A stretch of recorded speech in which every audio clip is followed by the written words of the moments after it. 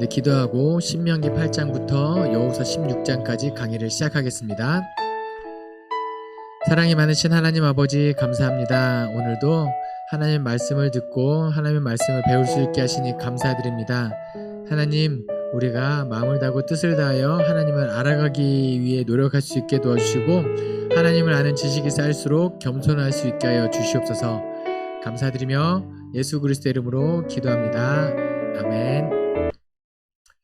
네, 강의를 듣는 게 참 즐거우시죠? 네, 지금까지 강의를 듣고 계신 분들이라면 이제는 성경 퀴즈도 즐겁고 강의도 즐겁고 점점 하나님을 알아가는 지식, 하나님을 깨닫는 기쁨을 누리고 계신 분들이라 저는 그렇게 생각합니다. 예, 제 친한 친구 중에 제 강의를 듣는 친구가 있어요. 그래서 너는 그걸 왜 듣냐 그러면은 중간중간에 나오는 그 아재 개그가 너무 재밌다. 그래서 그거 듣느라 제 강의를 듣는다.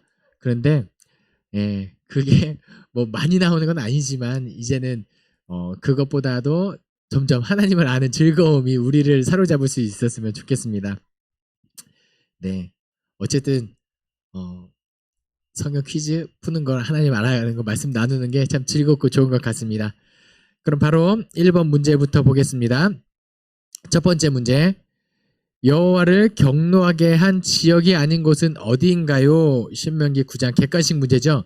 1번 다베라, 2번 마사, 3번 기브롯 핫다와 4번 베델. 정답은? 네, 베델이죠. 4번 베델이 정답입니다. 1번 다베라는 민수기에서 하나님께 원망했을 때 하나님께서 진 끝을 뭔가 불살았던 그런 지역 이름입니다. 그리고 마사는 마사 무리바에서 물이 없을 때 원망한 지명이죠. 그리고 기브롯 핫다와는 먹을 것이 없고 고기를 먹고 싶다고 원망했을 때 하나님께서 메추라기를 보내주세요. 그런데 너무 그 탐욕의 무더기라는 이름으로 이제 하나님의 진노를 사서 많은 사람들이 죽었던 지명이 기브롯 핫다와입니다. 베델은 그냥 제가 아무거나 넣어봤습니다. 혹시라도 원망하는 지명이 나올까봐 누가 봐도 원망하지 않은 하나님의 집이라는 뜻의 베델을 넣어봤어요. 하나님을 원망하는 것이 왜 잘못이냐? 하나님께 토로가 아니라 하나님께 원망하는 거. 하나님 나 힘들어요. 이거는 하나님 앞에서 이루어지는 것은 토로라고 말씀드렸고, 원망은 하나님 뒤에서 이루어지는 것이 원망이다 이야기했는데, 하나님 원망하는 것이 왜 죄냐? 이거는 이면에 하나님을 믿지 못하는 마음이 있기 때문에 그런 거예요. 하나님께서 만나도 주시고 메추라기도 주시고 구름기둥 불기둥으로 다 인도해 주셨음에도 불구하고 계속 하나님을 믿지 못하는 거기 때문에 원망이 있거든요. 그래서 우리가 하나님께 자꾸 불평하고 이런 습관이 있으면 우리의 신앙이 분명히 약해집니다. 나는 하나님을 믿는다고 하면서도 생활의 염려, 불평, 불만 이렇게 원망하다 보면 분명히 그 하나님을 믿지 못하게도 하나님을 떠나는 것이 있으니까 우리 염려하지 말고 원망하지 말고 끝까지 하나님을 신뢰할 수 있었으면 좋겠습니다. 2번 문제, 너와 내 자녀와 노비와 내 성중에 있는 레위인과 및 너희 중에 있는 객과 고아와 과부가 함께 내 하나님 여호와께서 자기의 이름을 두시려고 땡땡에서 내 하나님 여호와 앞에서 땡땡 할지니라. 정답은 뭐죠? 택하신 곳에서 즐거워 할지니라가 정답입니다. 택하신 곳에서 즐거워 할지니라. 그러니까 택하신 곳 하면은 뭔가 하나님이 지정한 곳에 가서 예배해야 된다. 우리 그렇게 받아들여지기도 하죠. 실제로는 예전에는 맞았어요. 그런데 오늘날에는 어떻죠? 그쵸? 예수님이 사마리아 여인에게 뭐라고 가르치시죠? 예배할 때가 오나니 곧 이때라. 이 산에서도 아니고 저 산에서도 아니다. 그래서 택하신 곳을 오늘날에는 어떻게 해석하면 좋냐면 거룩한 곳이에요. 그러니까 하나님께서 예배하기 위하여 구별한 어떤 곳, 그곳이 내가 있는 자리에서 거룩한 마음으로 마음을 다하고 뜻을 다하고 힘을 다하여 영과 진리로 예배하면 그것이 신명기에서 말하는 택하신 곳이에요. 그러니까 하나님께서 택했다는 것은 아무 데서가 아니라 뭔가 구별되기 정하신 곳에서 예배해라는 개념이 되는 거예요. 그래서 각국 간혹가다 어떤 목사님들께서 코로나 시대에 온라인 예배는 예배가 아니야 뭐 이렇게 정말 보수적으로 말씀하시는 분들도 계세요. 네. 하지만 우리가 어떻게 거룩하게 예배하느냐 그 택하신 곳이 될 수도 있고 예배의 핵심은 뭐다? 즐거워하는 거예요. 네. 네. 이게 예배의 핵심이에요. 즐거워하는 것은 그래서 하나님을 기쁘시게 하고 그것을 내가 기뻐하면 그게 참 예배예요. 예배 잘 드린 거예요. 예.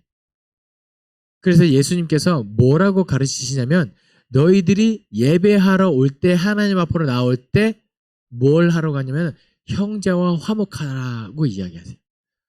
뭔가 그 찜찜한 거 남겨두고 예배하려면 즐겁지 않거든요. 그래서 형제와 화목하고 화평을 이루고 예배의 자리에 나오는 것. 예. 택하신 것을 거룩하게 하고 그 다음에 여호와를 기쁘시게 그리고 내가 기쁜 것이 예배다라고 보시면 돼요. 다음 문제. 그가 왕위에 오르거든 이 땡땡을 땡땡의 등사본을 레위 사람 제사장 앞에 책에 기록하여 평생에 자기 옆에 두고 읽어 그의 하나님 여호와 경외하기를 배우며 이 율법의 모든 말과 이 규례를 지켜 행할 것이라. 아멘. 정답은 뭐죠? 율법서입니다. 율법서의 등사본을 늘 옆에 두어야 하는 거예요. 그런데요. 신명기 17장은요. 좀 독특한 구절이에요. 왜냐하면 아직 가나안 땅에 들어가지 못했죠. 그리고 가나안 땅에 들어간 다음에도 사사시대가 이루어지죠. 사사시대 끝나고 마지막 사사 사무엘이 왕을 세우기 전까지는 왕이 없어요. 근데 지금 신명기 17장은 왕에 대한 규정이 기록되어 있는 거예요. 재밌죠? 모세가 나중을 예측하고 쓴 뭐 책이라고도 이야기하고 아니면 나중에 왕이 세워진 다음에 첨가된 구절일 수 있다라고 보시면 되겠는데요. 근데 왕은 어떤 사람이냐? 신명기 17장을 잘 보시면 아내를 많이 두지 말고 금은보화를 많이 쌓지 말고 병마를 얻기 위하여 애굽으로 내려가지 말라라는 구절들이 신명기 왕에 대한 규정이 쭉 나와 있어요. 아마 신명기 17장 뒤 후반부에 나와 있을 건데요. 이것을 잘 읽어보면 누가 떠오르죠? 이것을 잘 지키지 않아서 원래 하나님 보시기에 괜찮은 왕이었는데 점점 안 좋아진. 처음엔 괜찮은 왕이었어. 누구보다. 머리가 엄청 똑똑했죠. 예, 솔로몬 왕이에요. 예전에 저는 이게 의문이었어요. 아니 솔로몬 같이 괜찮은 왕이 어쩌다가 이렇게 말년이 안 좋아졌을까? 그런데 제가 이 신명기를 묵상하다가 이거였구나. 하나님의 율법을 지키지 않아서. 그런데 왜 지키지 않게 되었을까 쭉 봤을 때 이 구절인 거예요. 제가 다시 한번 보여드릴게요. 왕위에 올랐는데 율법서의 등사본을 자기 옆에 두고 날마다 묵상해야 되는데 그걸 안 한 거예요. 하나님과 관계가 단번에 멀어진 게 아니에요. 옆에 두고 읽어야 되는데 읽지 않아서 조금씩 야금야금 멀어지다가 나중에 말년이 안 좋아진 거예요. 그럼 이제 여러분에게 질문하겠습니다. 하나님의 말씀을 가까이 두고 기뻐하며 읽고 계십니까? 아멘 하셔야 돼요. 안 그러면 우리가 나중에 우리의 신앙을 누구도 장담할 수 없는 거죠. 하나님, 어떻게 우리의 신앙을 지켜나갈 것인가? 말씀을 가까이 하고 기도하고 예배하고 찬양하고 이거 말고 다른 왕도는 없어요. 어느 순간에 번개 빡 맞았는데 살아가지고 신기한 체험으로 나의 신앙을 유지한다? 아니요. 그런 사람도 있을 수 있죠. 그런데 중요한 건 하나님의 말씀을 늘 가까이 하는 것으로 우리의 신앙을 잘 유지할 수 있었으면 좋겠습니다. 다음 구절 4번 문제.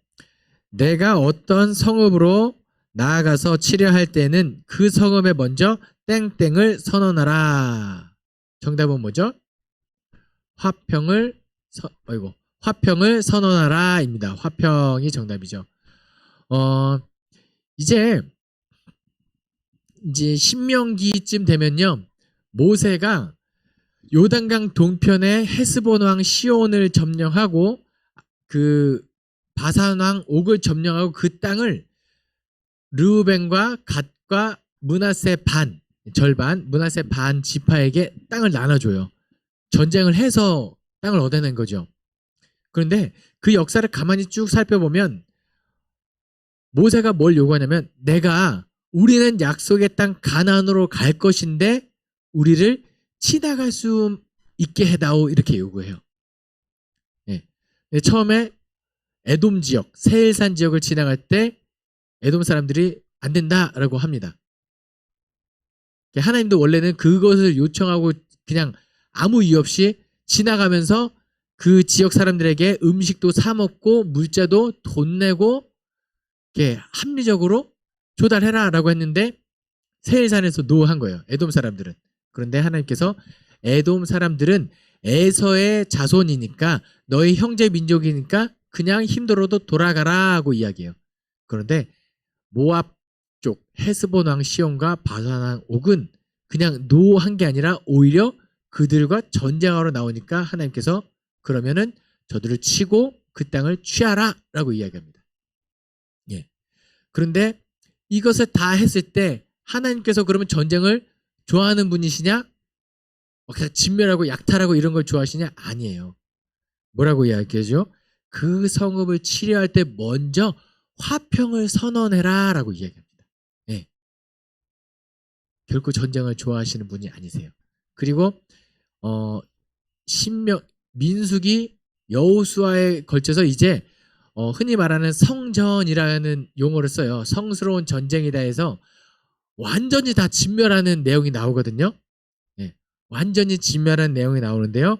이것은 이따 9번 문제할 때 다시 한번 언급하겠습니다. 전쟁하기 전에 먼저 무엇을 선언해라? 화평을 선언해라. 우리가 신앙생활하면서 너무나도 죄를 많이 하고 이 사람과 도저히 공동체와 함께할 수 없는 사람이 있을 때 그 사람을 책망하고 질책하고 이렇게 징벌하고 내보내야 되는 게 있어요. 근데 그건 진짜 마지막 수단이에요. 끝까지 안아주고 화평을 선언하고 하다 안 됐을 때 그를 내보내는 그런 게 있거든요. 중요한 건 뭐다? 먼저 화평을 선언해라. 하나님께서 원하시는 것은 전쟁이 아니라 화평이다. 요거를 기억하면 좋겠습니다. 5번 문제. 암몬 사람과 어디 사람이 여호와의 총회에 영원히 들어오지 못하나요?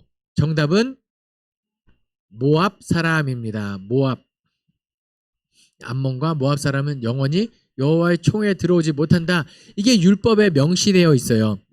그러니까 하나님께서 이것을 명령하셨을 때는 우리는 하나님의 율법이니까 지켜야지 하고, 암몬 사람 모압, 하나님께서 그들을 총회에 들어오지 못하게 하는 이유가 분명히 있을 거예요. 뭔가 악이 가득했고 우상이 가득했고, 그러므로 그들과 어울리지 않기 위하여 총회에 들어오지 못하게 해라. 이게 하나님의 명령입니다. 중요한 것은 이 율법을 주심으로 말미암아 너희는 거룩한 백성이 되어라. 이게 핵심이겠죠. 그런데 예전에 퀴즈를 풀고 구약의 숲을 들으신 분들이라면 모압 출신 중에 여호와의 총회에 들어온 여인이 있습니다. 누구일까요? 룻이에요. 룻. 와, 좋습니다. 나오미가 그 베들레헴에 살다가 기근이 들어 남편과 아들과 모압 땅으로 가요. 근데 거기서 두 아들 기론과 말론이 결혼하죠. 그런데 남편 죽고 아들들도 다 죽고 이제 도저히 살아갈 수가 없을 때 두 며느리에게 뭐라고 이야기하면, 너희들은 젊으니 나를 떠나라. 그냥 너희들 갈 길 가라 했을 때 둘째 며느리는 그 길로 가는데 룻이 뭐라고 했냐면, 나에게 떠나라고 강건하지 마옵소서. 어머니께서 가시는 곳에 나도 가고 어머니께서 머무시는 곳에 나도 머물겠나이다. 어머니의 하나님이 나의 하나님이 되고 어머니의 민족이 나의 민족이 될 것입니다 라고 이야기하고, 어머니를 끝까지 약자인 어머니를, 시어머니를 모시고 베들레헴으로 돌아와요. 그리고 거기서 기업물을 보아스를 만나고 사부작 해서 그 가문에서 누가 태어나죠? 다윗 왕이 태어나는 거예요. 율법에 기록된 것으로 보면은 모압 여인은 모압 사람은 총회에 들으지 못하는데 이거면 예외 규정인가? 아니에요. 하나님께서 원하시는 것은 거룩인데요. 누가 하나님의 백성이냐라는 질문에 율법을 가진 사람이 하나님의 백성이 아니라 율법을 지킨 사람이 하나님의 백성의 측면이 있는 거예요. 약자를 보호하는 것이 하나님의 뜻이고 율법의 정신이라면 룻이 시어머니를 그렇게 끝까지 모신 것, 그게 율법을 지킨 거예요. 그럴 때 하나님께서 그를 받아주시고 그 가문에서 율법을 잘 지킨 그 혈통에서 이스라엘의 위대한 왕 다윗이 태어난다라는 거예요. 나중에 쭉 가면 이 개념이 사도 바울이 로마서에서도 이야기합니다. 헬라인과 유대인 가운데 헬라인들은 하나님의 능력과 신성이 천지 만물에 있음에도 불구하고 죄를 저질렀다. 그러다 그 얘기를 듣는 유대인들이 그렇지, 너희는 범죄했지. 할 때 유대인들에게도 너희가 율법을 갖고 있다고 해서 의인이냐?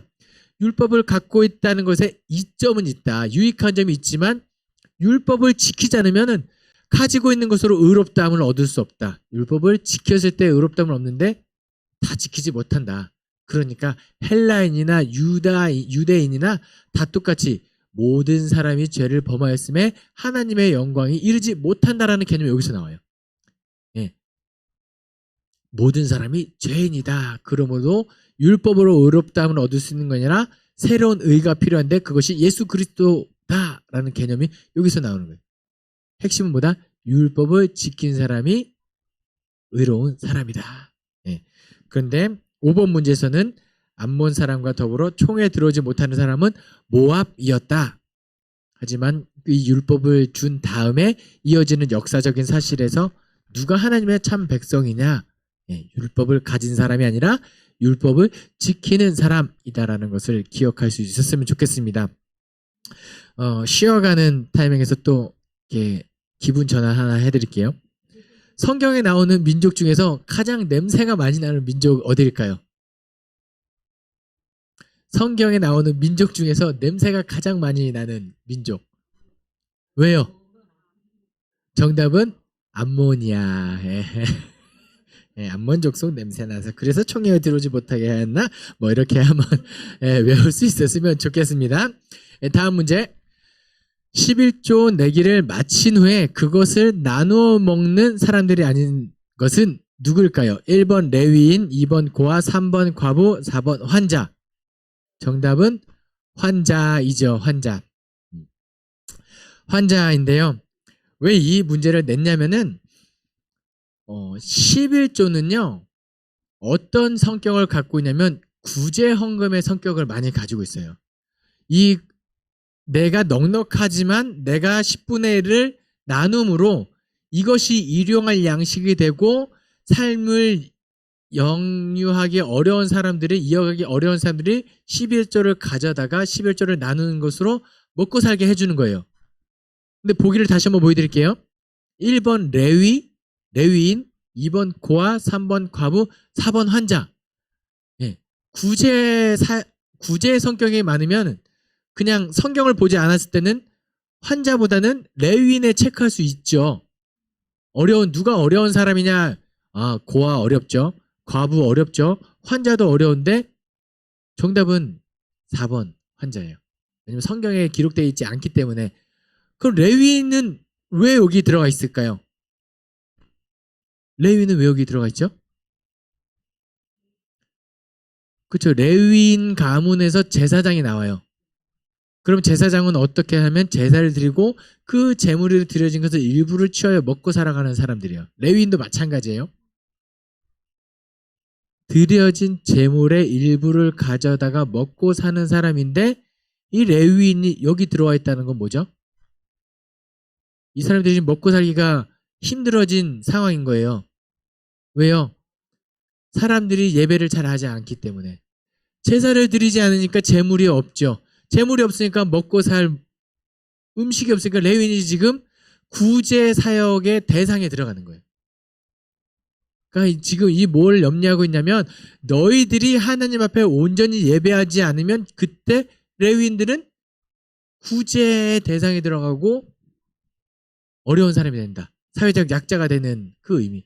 물론 잘 드렸을 때도 구제의 일부를 가져다 레위인들이 살아가야 되는 건 맞아요. 그런데 이 뭘 염려한 거다?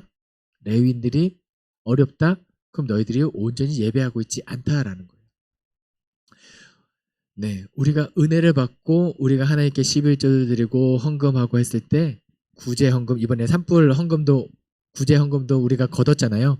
우리가 충분히 은혜가 되고 예배를 하면은 예배 나오신 분들은 은혜를 받으면 내가 조금이라도 이 구제 사역에 동참해야지 하는 이 마음이 들 거예요. 11조는 어쨌든 그런 의미가 있다라는 거 기억할 수 있었으면 좋겠습니다. 7번 문제. 내가 내 하나님 여호와의 땡땡을 삼가 듣고 내가 오늘 내게 명령하는 그의 모든 명령을 지켜 행하면 내 하나님 여호와께서 너를 세계 모든 민족 위에 뛰어나게 하실 것이라. 신명기 28장. 정답은 뭐죠? 여호와의 말씀입니다. 여호와의 말씀을 삼가 듣고. 이게 어쩌면 율법 창출 레민 신을 통해서 율법을 다 지켜 행했을 때 마지막에 하고 싶은 이야기일 수 있어요. 이것을 지켜 행하라. 지켜 행하면 율법을 다 주고 나서 레위기에서도 그렇고요. 민수기에서도 그렇고 율법을 가르친 다음에 지키면 복을 받고 지키지 않으면 저주받는다는 이 내용이 쭉 나오거든요. 신명기 이게 28장 1절 9절인가요? 2절 9절인가요?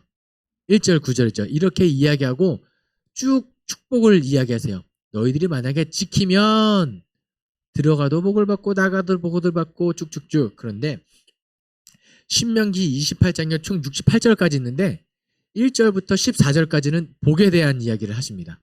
이러면 복을 받을 것이다. 그런데 15절부터 너희들이 지키지 않으면 벌 받을 거야. 몇 절까지요? 68절까지. 복은 적고 벌은 저주는 많다. 하나님은 공포의 정치, 철의 통치를 하시는 분인가요? 그게 아니에요. 그게 아니에요. 진짜 하나님은 심판하고 싶지 않으신 거예요. 네. 에이, 그래도 60 훨씬 더 많은데요. 15절부터 68절까지 하면 훨씬 많은데 심판을 원하시는 거 아닌가요? 아니에요. 출애굽기 20장에 가면은 10계명에 대한 구절이 나오거든요. 10계명을 이야기하시고 이것들 너희들이 다 지키면 1000대까지 은혜를 베푼다라고 이야기하세요. 근데 너희들이 이걸 지키지 않으면 3, 4대가 저주를 받는다고 이야기하세요. 몇 대가 이득이죠? 997, 996대가 이득이에요. 훨씬. 하나님께서는 훨씬 축복하고 복 주기를 원하시는 분이에요. 그럼 왜 이렇게 뒤에 저주에 이렇게 하면 저주하는 이야기를 많이 나올까요? 지켜라. 이거. 나는 정말 벌 주기 싫은 하나님이야. 이 마음이 여기 나오는 거예요. 축복과 저주라는 장면에서. 축복은요. 그냥 이렇게만 해. 대충 이렇게 뭉뚱그려서 하면은 어디라도 비빌 곳이 있거든요. 그렇잖아요. 이렇게 하고 저렇게 하고 기타 등등 했을 때 축복할 거야 하면은 힘듭니다. 이것도 해야 되고 저것도 해야 되고 했는데 그냥 지켜 행하면. 네. 그래서 신명기 28장에 나오는 하나님의 그 마음, 축복하고 싶은 마음도 우리가 한번 느껴볼 수 있었으면 좋겠습니다. 다음 9절. 이제 여호수아죠. 드디어 이스라엘 사람들이 요단을 건넌 후 할례를 행한 곳이 어디인가요? 정답은 길갈입니다. 길갈. 여호수아 너무 좋습니다. 제가 고등학교 때 은혜를 받고 여호수아 은혜 받고 제 별명을 영호수아라고 지었거든요. 실제로도. 네. 근데 이 길갈이라는 지역이 어디냐면요. 이제 이스라엘 여호수아가 지도자가 되고 난 다음에 1장에서 강하고 담대하여 어디로 가든지 율법을 지켜 따라라. 그러면 모세와 함께 했듯이 내가 너와 함께 할 거야 라고 한 다음에 2장에서 정탐꾼 2명을 보내죠. 그리고 기생 라합이 그들을 살려준 다음에 이제 드디어 3장에서 요단강을 건너요. 제사장들의 언약궤를 메고 맨 앞에 발을 담금으로 요단강 물이 멈추죠. 그리고 이스라엘 사람들이 모두 다 건너고 마지막에 다시 언약궤를 맨 제사장들이 건너요. 그리고 주둔한 곳이 어디냐면 길갈이에요. 네, 길갈에서 세 가지를 합니다. 제가 예전에 교회에서도 제목으로 설교를 한 적이 있었는데요. 갈 길이 멀어도 길갈에서 유월절을 지키고 돌탑을 쌓아서 그때 함께 하신 하나님을 기억해요. 그 다음에 뭘 하냐? 할례를 합니다. 할례는 뭐냐? 하나님이 나와 언약을 맺은 것의 표징이 할례예요. 그러니까 길갈에서 뭘 했냐? 하나님과의 언약식을 기억하고 하나님의 은혜를 기억하고 우리가 잊지 말자라는 모든 것을 기념하는 걸 하는 거예요. 그런데 좋아요. 돌탑도 쌓는 것 오케이. 근데 6월절 지키는 것도 오케이. 근데 할례를 꼭 길갈에서 했어야 할까요? 이거예요. 요단강을 건너기 전에는 모세와 함께 모든 것을 전쟁이 마치고 안전해진 땅이에요. 그럼 할례를 안전한 땅에서 하는 것이 옳은가요? 요단강을 건너면 이제 여리고 주민들, 아이성, 가나안 중부, 남부, 북부 지역을 이제 점령하고 전장을 이제 목전에 두고 있는 땅이 길갈이에요. 그러면 요단강 동편에서 하는 게 훨씬 안전하죠. 왜요? 할례를 행하면 이들의 전투력이 저 바닥을 쳐요. 이게 어디 나오죠? 창세기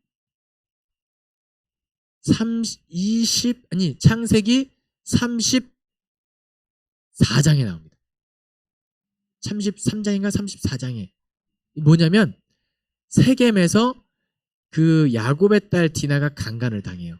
그래서 세겜에서 그렇게 되자 그러면은 디나와 결혼하고 싶습니다 하니까 너희 성읍 사람들이 다 할례를 행하면 내가 딸을 주겠다 했을 때 하몰의 족장에 그 성읍 사람이 다 할례를 합니다. 그러자 성읍 사람들이 할례를 행했을 때 야곱의 두 아들이 가서 그 성읍에 있는 사람을 다 죽여요. 뭐죠? 너무 아파서 움직일 수 없을 지경이 됐을 때 두 명이 가서 다 진멸할 정도로 34장 전투력이 떨어지는 거예요. 그럼 요단강을 건너고 할례를 행하면 이들이 회복할 때까지 전투할 수 없는 거예요. 전투력이 떨어지는 거죠. 그때 가나안 족속들이 와서 쳐들어오면 어떻게 되는 거예요? 그냥 끝이에요. 그럼에도 불구하고 길갈에서 할례를 행했다? 어떤 의미를 담고 있죠? 아멘. 하나님이 우리를 지켜주신다는 확신이 없으면 이 할례를 여기서 할 수 없는 거예요. 길갈에서. 하나님을 온전히 믿은 행위, 온전한 믿음의 징표가 되는 거죠. 놀라운 거죠. 하나님이 나와 구원을 약속하신 그것도 징표가 되겠지만 온전히 믿은 굳이 길갈이신 놀라운 그 길갈에서 하는 할례의 의미도 한번 기억하면 좋겠습니다. 자, 9번 문제. 첫 번째 아이성 전투는 누구의 범죄로 말미암아 실패했나요? 정답은 아간이죠. 아간. 왜 아간의 죄가 뭐였죠? 외투 조금이랑 은 몇 개를 숨겨서 자기가 숨겼을 때 사람들이 몰랐죠. 모른 상태로 아이성에 진격했는데 져요. 여호수아가 하나님께 약간 따지듯이 묻죠. 왜 우리가 집니까? 왜 우리와 함께하지 않았습니까? 이런 식으로 물었겠죠. 그러니까 너희 가운데 범죄한 이가 있다. 그를 찾아내어라 해서 제비를 뽑아서 12지파 중에 유다 지파가 나오고 유다 지파 가문 중에 삽디의 가문 이렇게 나오고 삽디의 가문 중에서 누구 쭉쭉 해서 아간이 나와요. 너 잘못한 게 뭐냐? 라고 추궁하자 내가 그때 여리고를 점령했을 때 숨긴 게 있습니다. 너의 죄로 말미암아 우리가 이렇게 괴로움을 당했다. 라고 해서 아간을 돌로 쳐 죽이고 그가 묻힌 곳이 어디냐? 아골 골짜기예요. 이 아골이라는 단어는 괴로움이거든요. 너희 때문에 우리가 괴로움을 당했다. 아골 괴로운. 하나님의 그 명령을 어겼을 때 괴로움을 당하는 거예요. 그런데 왜 그 외투 한 벌, 은 조금, 그 여리고 그 번성했던 지역에서 그 조금을 취한 것이 이스라엘 민족적인 실패로 이어질 만큼 큰 잘못이냐? 라고 누군가는 할 수 있어요. 근데 여러분 혹시 올드보이라는 영화 보셨어요? 네, 그 재미잖아요.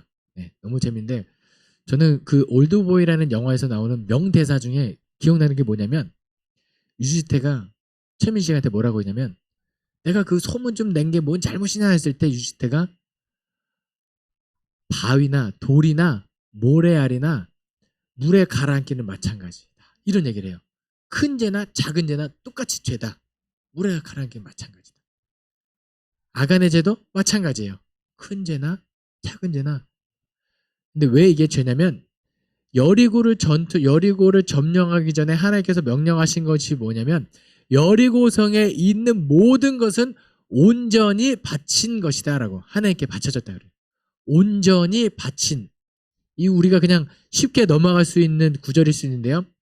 여리고 점령 읽으실 때 보세요. 온전히 바친 물건이니까 너희는 취하지 말라. 하나님 것이. 하나님 것을 취하였기 때문에 이들은 아간이 저지른 잘못이 아니요. 온전히 우리가 하나님께 드릴 때 신약 시대에도 그래서 누구죠? 베드로, 아나니아와 삽비라 그냥 다 드리지 않고 숨겼다가 죽임을 당하는 그것까지 이어지는 거예요. 차라리 처음부터 하나님께 하나님 저는 하나님 앞에 제 믿음이 약해서 다 못 드릴 것 같아요. 제 마음에 드릴 수 있는 만큼 하나님 드리니까 주님 이것도 기뻐 받아 주시옵소서. 헌금은 꼭 그렇게 돼야 돼요. 그렇게 되면 좋겠습니다. 어쨌든 아이성 전투는 아간의 죄로 말미암아 온전히 바쳐진 하나님의 것을 취하였을 때 그것이 큰 죄가 되어 아이성 전투가 실패되었다라고 합니다. 자, 10번 문제. 어디 주민들이 먼 나라에서 온 것처럼 위장하여 조약을 맺었나요? 정답은 짠. 기브온 주민들, 기브온 사람들입니다. 길갈에서 주둔하고 그 가나안의 중부 지역 여리고성과 아이성을 점령함으로 가나안 중부 지역 전쟁이 끝났어요. 그 다음에 이제 남부 지역을 점령하러 내려가야 되는데 그 첫 번째 맞닥뜨릴 주민이 기브온 사람들, 기브온이라는 지역인데 이 기브온 사람들이 먼저 알고 우리가 그 이스라엘 사람들이 쳐들어오면 우리는 무조건 질 거라고 마치 가나안 사람이 아닌 것처럼 위장해요. 옷도 헤어진 옷을 입고 먹을 것도 일부러 곰팡이 난 거 챙겨가가지고 우리가 먼 나라에서 왔으니까 우리가 화친합시다. 그러니까 여호수아가 딱 보더니 기브온 사람은 아니라는 생각을 해서 그래 화친을 약속해요. 우리의 종이 되어라. 그런데 기브온으로 쫙 쳐들어갔는데 여호수아가 이렇게 노래를 부르죠. 네가 왜 거기서 나와? 그치요? 기브온 사람들이 아니라고 생각했는데 왜 너가 왜 거기서 나와? 그렇게 되는 거예요. 그런데 약속은 약속이에요. 언약은 언약이에요. 그러니까 그들을 우리 민족으로 받아들이기는 하는데 너희들은 앞으로 우리의 종이 되어 성막에서 물 깃고 장작 패는 그런 사람들이 될 거야 라고 이야기를 해요.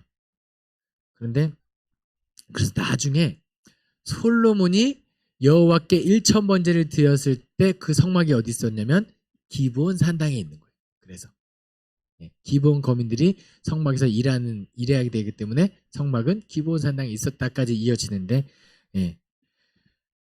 위장에서 온 민족들이 기브온 거민들이었더라. 근데 여기서 너무